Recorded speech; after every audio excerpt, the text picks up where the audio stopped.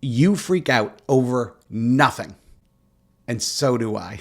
And I want to explain, I want to talk about what it is, like why it is that we freak out over nothing or what the hell I even mean. And then I want to talk about what you can do about it. So let me start by defining what I'm saying, right? It is every single one of us falls victim to one extent or another to being in a scenario, thinking a thought, and then creating all types of emotion, right? So maybe there's something going on at work and it's stressing you out and you're thinking about that big presentation and you're thinking about it and you're thinking about how it's going to go wrong and you're creating this scenario and your boss is frowning at you and you're all mad and you're probably going to get fired. Or maybe you're remembering something that happened in the past and you're so regretful about that thing you said or that thing you did or the way things turned out, right?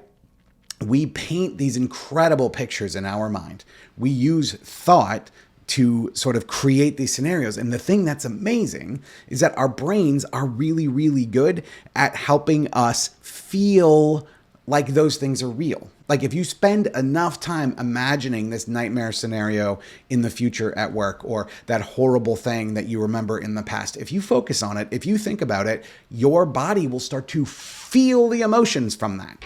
Right? I talk to people all the time who deal with anxiety, right? They think about something in the future and then I'll ask them like, well, how are you feeling physically? And they'll be like, oh man, my chest is like tight and I have this pit in my stomach and my shoulders are up around my ears. And it's really incredible. It's really incredible that we use the power of thought to create this scenario that then freaks us out.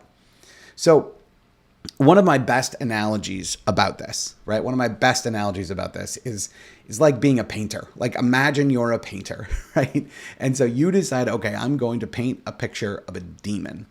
So you get out your canvas and you sit there, right? And maybe you sketch it out and then you start painting and a little bit of black and a little bit of red and you're doing this and you're looking at it. And then one of these times you look down at your palette and then you look back up and then you drop everything and run away screaming because you're like, oh my God, there's a fucking demon. That's a silly story, right? Because the painter knows it's a painting. The painter created this demon and knows that demon isn't real. This is exactly what we do with our thoughts. It is that nonsensical, right? Where we remember something from the past and we start re-experiencing it, or we think about something in the future, create this imagined scenario, and we start feeling the emotions from it. Like I know for me, when I think about things in the future that stress me out, things that could go wrong, which that's what most of us think about when we think about the future, things that could go wrong, I start to feel it. I start to feel stressed, start to feel myself tense up, right? I start to feel myself get on like high alert. And then same thing, if I think about the past, right? I think about things that, maybe I didn't quite do the way I wanted to, or that, maybe I regret or wished had never happened, right? I'll start to feel those emotions, that sadness, that anger, that frustration, whatever it happens to be.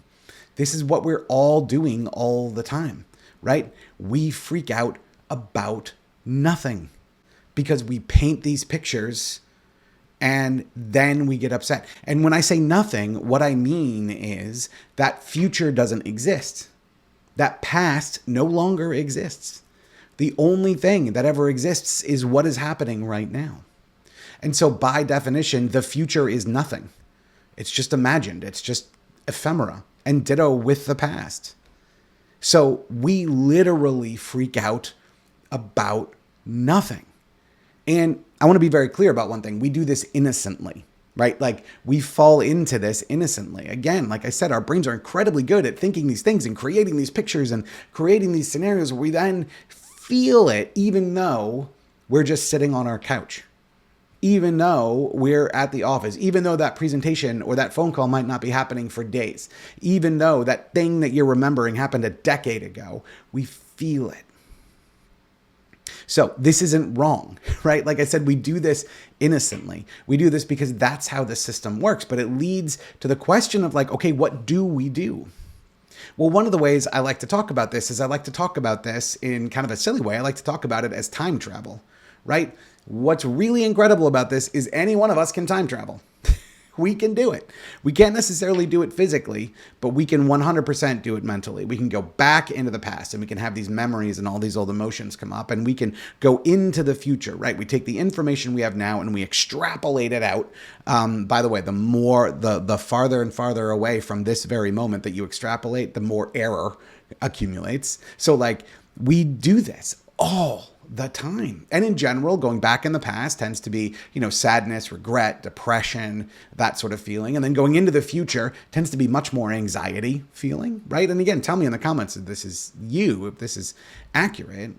But we time travel all over the place and we're constantly doing it. Right? We see something on the news about, the economy, and we're like, great, well, now I'm going to lose my job. And if I lose my job, I'm probably going to lose my house. And, if I lose my house, I'm going to live in the van. But you know what? The van is like not in really good shape. And there's 5 people in my family, and on and on and on.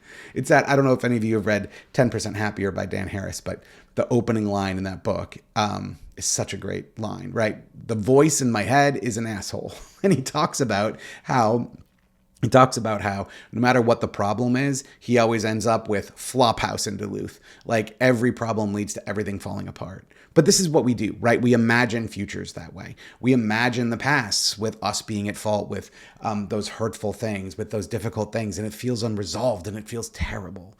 Now, here's the reality, right? Like I was saying before, the only thing we can ever experience is this very moment.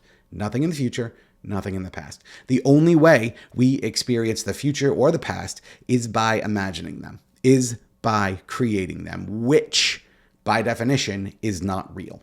It's imagined. It's nothing. So this is what I mean when I say you freak out about nothing. I freak out about nothing. Yeah, because this is what we do. We're like those artists that paint that painting and then run away screaming. So what do we do about all of it? Well, one of my favorite tactics to give clients, and I want to give it to you, is to ask the question, when am I? Helps us see like, oh, wait a minute, I'm spending time back here in the past. Or man, I'm spending time 2 days, 2 weeks, 2 months, 2 years, 2 decades, whatever in the future. When we begin to realize, okay, I am not in right now, when the answer to when am I is anything other than this very moment, well then, friends, we can do something about it.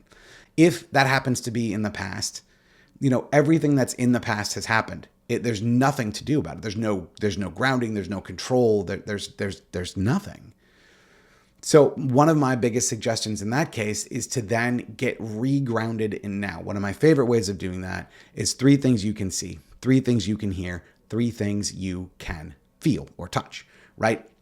You can do this over and over a few times and it starts to ground you in right now. So it's like, oh, I can see a camera and then I can see this incredible beard in front of me, right? And I can see the computer monitor and I can feel the chair. I don't really hear anything because my office is kind of quiet, but you get what I'm saying, right? We can do this and you go through it a few times, right? 3 things you can see, 3 things you can hear, 3 things you can touch. That grounds you in right now. All of that other stuff is ephemera. It's made up, right? It may have happened, but you're remembering it and it's not happening now. And all you have is now. Now, what about the future, right? Because people will be like, well, Scott, like if I do something now, it impacts the future. Yeah, it's true. Like anything I do now doesn't impact the past, but what about the future? And like, if I did this thing, then this thing could happen, then this thing could happen, then this can, and Flophouse in Duluth, right? So what do we do about that? Well, what we do about that is when we ask ourselves the question, when am I? And the answer is, 2027, just for posterity's sake, I'm recording this in 2025. Like if that's the answer, well, then we need to figure out how to like get out of that extrapolation, because here's what happens, right? Is there's a set of facts and we take those facts and then we try to project them into the future. But we can't do that because we don't know what's going to happen. And yeah, like if I'm sitting here right now and I try to walk through that door without opening it, I know what's going to happen, right? I'm not talking about that. What I'm talking about are these big scary scenarios, these things that like everything goes wrong that we scare ourselves with, right? So we take this set of facts and then we extrapolate it out, but we tend to like sort of aim or like err on the side of pessimism. So what we do then is we get really, really clear on what we know. What are the facts right now? And when we start to do that, and we come back to the facts right now, and then we compare that to this huge, scary demon painting we've done, we can go, oh, wait a minute. These things are not the same thing, right? I am going 6, 7, 8, 10, 20 steps into the future here. And our sort of reaction or our sort of mental state can kind of settle again, right? We can have a little bit more peace because we begin to realize, wait, I'm freaking out about the painting, not the facts. Now, could the painting be true? And this is the thing people ask me all the time. Well, Scott, fine. Yeah, maybe I don't know that, but like this could happen. Yes, it fucking could. Absolutely, it could happen. 100%, but it hasn't. And as we get clearer on that, and we start to realize that we don't need to feel all of this, we can focus on the facts we have now. And this is the key thing.